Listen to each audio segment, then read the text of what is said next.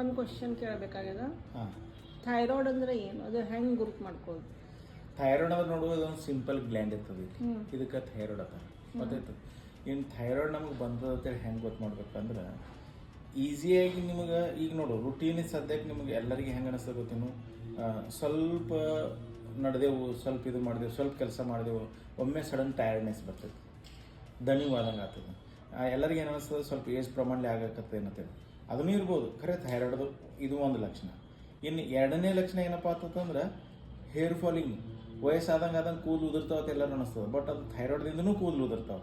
ಅದನ್ನು ಲಕ್ಷಣ ಇಟ್ಕೋಬೇಕು. ಮೆನೋಪಾಸ್ನಾಗೂ ಎಲ್ಲ ಆಗ್ತಾವಲ್ಲ ಇವೆಲ್ಲ.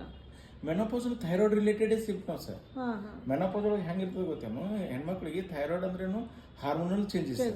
ಮತ್ತು ಅದು ಮೆನ್ಸ್ಟ್ರುಯೇಷನ್ ಹಾರ್ಮೋನ್ ರಿಲೀಸ್ ಮಾಡೋದನ್ನು ಥೈರಾಯ್ಡ್ ಗ್ಲ್ಯಾಂಡೇ. ಸೊ ಅದು ರಿಲೇಟೆಡೇ ಇರ್ತದೆ ಅದನ್ನು. ಸೊ ಅದಕ್ಕೆ ಅವು ರಿಲೇಟೆಡ್ ಏನೇ ಇದ್ರು ಸಹಿತ ನೆಗ್ಲೆಕ್ಟ್